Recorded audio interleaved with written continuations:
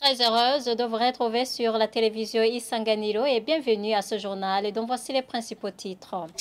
Une commission devant fixer un prix idéal du kilo du sucre est à l'œuvre. Ce nouveau prix devrait être à la portée du portefeuille du consommateur, selon le porte-parole du ministère du Commerce. Il s'est exprimé ce vendredi au cours de l'émission publique des communicateurs des différentes institutions. Vous aurez les détails au cours de ce journal. Et le paiement de salaire pour ouvriers journaliers doit respecter la mesure prise par le conseil communal de Nyanzala, qui dans la province Makamba, les ouvriers journaliers du secteur de l'agriculture, par exemple, doivent percevoir un salaire allant de 5 000 francs burundais à 9 000 par jour, tenant compte des heures prestées, tandis que la Confédération des syndicats du Burundi, Kosibu, trouve que l'administrateur de Nyanzala qui devrait annuler sa décision. Après une courte pause, les détails.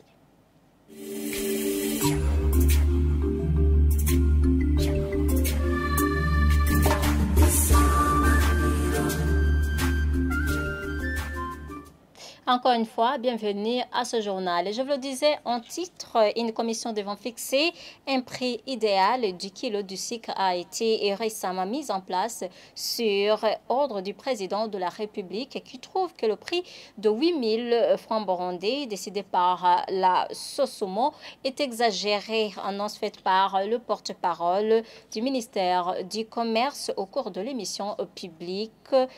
Au cours de l'émission publique est tenue par les porte-parole de différentes institutions vendredi dans la province de Bururi sans donner de détails. Il affirme que le nouveau prix qui sera décidé sera à la portée du pouvoir d'achat des consommateurs.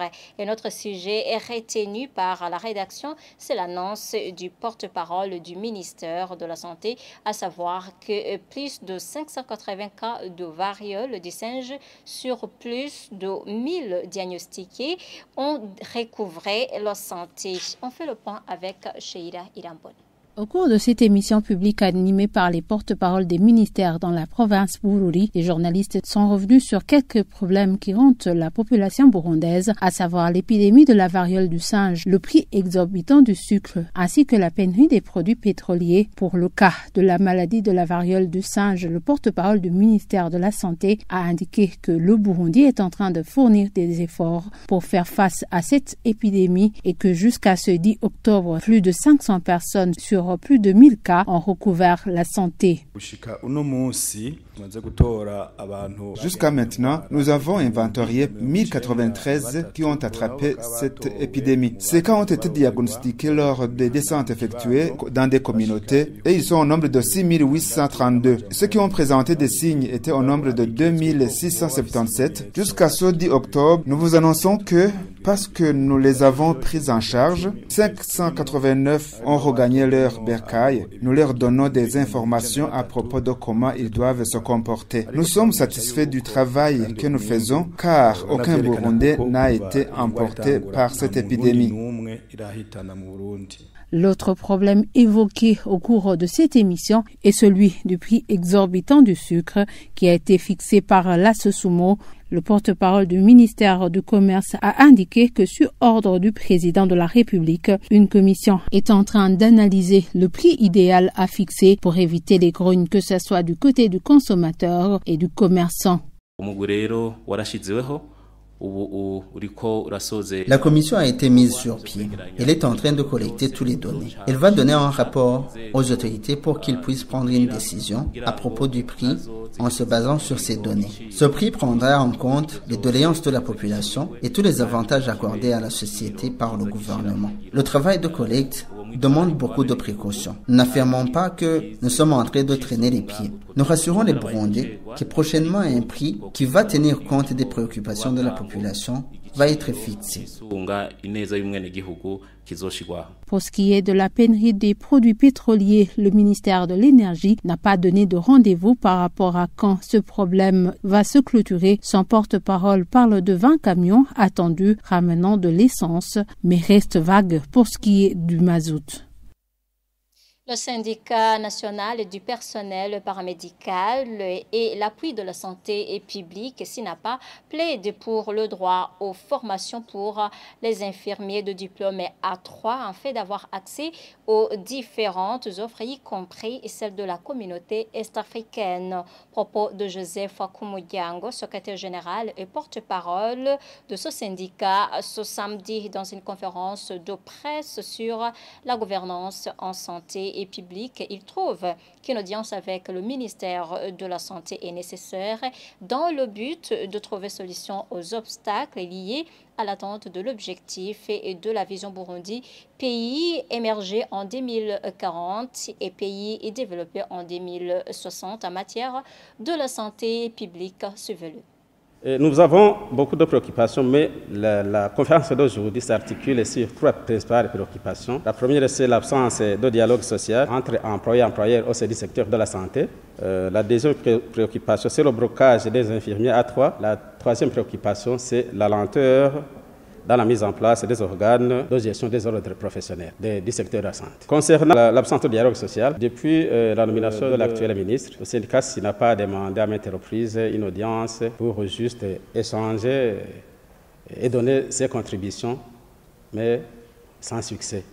Pour le blocage des infirmiers A3, c'est une politique du gouvernement qui a été mise en place, mais qui n'est pas en train d'être exécutée par le ministère de la Santé publique. Ce qui fait que cette catégorie du personnel soit bloquée, il ne reçoit pas du travail, il ne peut pas se perfectionner en connaissance, ainsi de suite. Notre souhait est que le ministère, les chargés du ministère de la Santé publique, à la tête du ministre de la Santé publique de lutte contre le sida, ouvrent les portes pour le dialogue, parce que c'est le dialogue qui fait avancer en avant les choses. Lors du dialogue, on ne met pas des revendications seulement, on peut même faire des contributions au développement sectoriel. La deuxième chose, c'est de faire en sorte que les infirmiers A3, le blocage qui a été fait à l'endroit de la formation des infirmiers A3 soit levé. Parce que vous avez entendu qu'ils sont coincés quelque part, ils ne trouvent un travail nulle part, ils ont des connaissances un peu en arrière, alors que la population a besoin de l'aide fournie par cette catégorie du personnel. Le paiement des salaires pour ouvriers journaliers doit respecter la mesure prise par le conseil communal de Nyanzalak dans la province de Makamba. Des ouvriers journaliers du secteur de l'agriculture, par exemple, doivent percevoir un salaire allant de 5 000 francs burundais à 9 000 par jour, tenant compte des heures prestées. C'est la ressort du communiqué de 9 octobre de l'an au courant de l'administrateur de cette commune, Marie Gorette Iranghunda. La population diverge sur cette mesure.